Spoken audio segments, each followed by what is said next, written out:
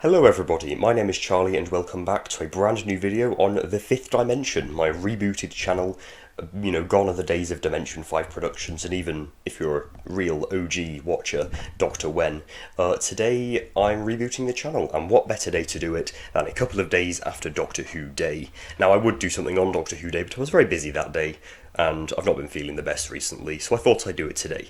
You may notice I have a new studio. It is my games room, which I have shuffled around endlessly, so it looks really cool. I've got all my, not all of them, but a substantial amount of Doctor Who DVDs here, with, some of my favourites on display, which I will alternate every time for fun. And I have got my big Captain America shield there, because I'm a huge Marvel fan. It does not work with a Doctor Who video at all, but I don't really care.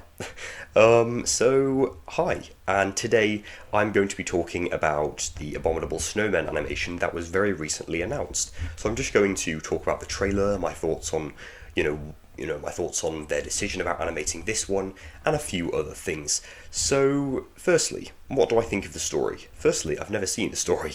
Abominable Snowmen, it does sound like a pretty cool one. I've wanted to watch their telesnaps. Sadly, there's something I can't really get into fully unless it's as good as the Daleks' Master Plan, which doesn't really sound like it could happen, considering it's like my fourth favourite story ever.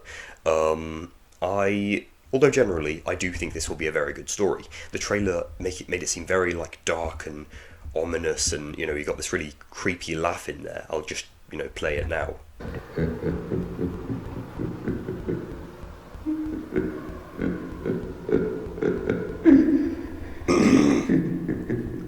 And yeah, it just seemed like a really, really good story.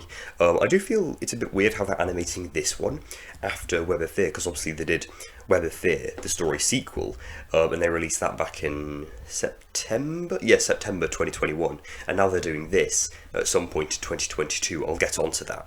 But generally, I do think the story is going to be a really, really good one.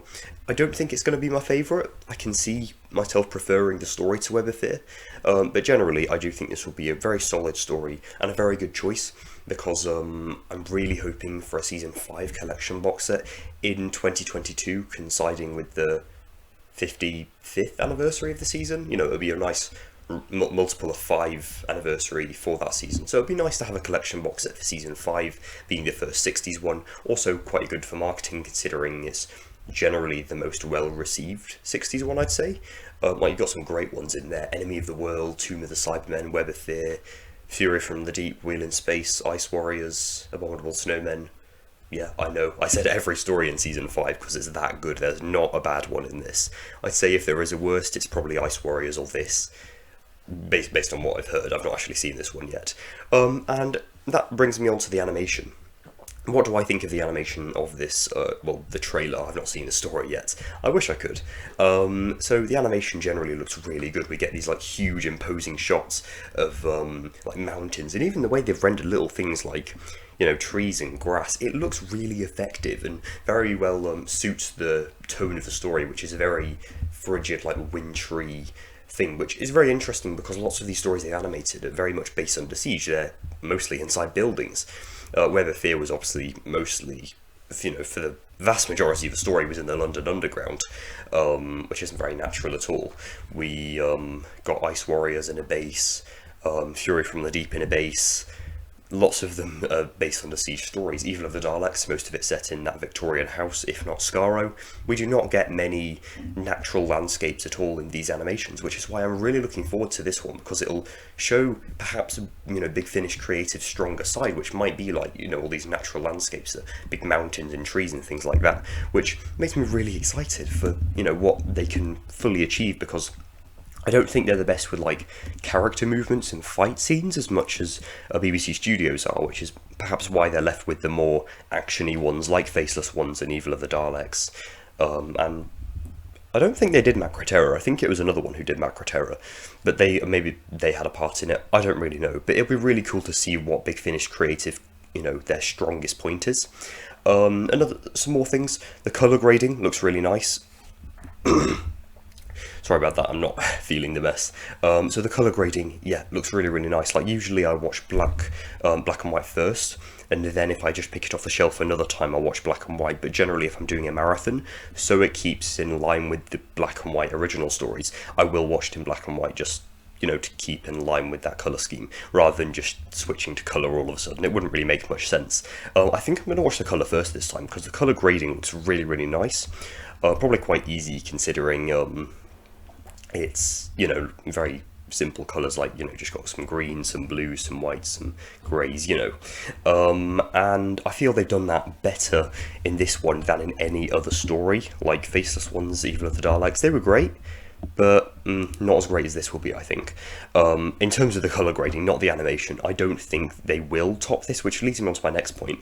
Where will this fit in my ranking of the animations? Now, I've not got a definitive animation ranking, mostly because I haven't seen them all. I haven't seen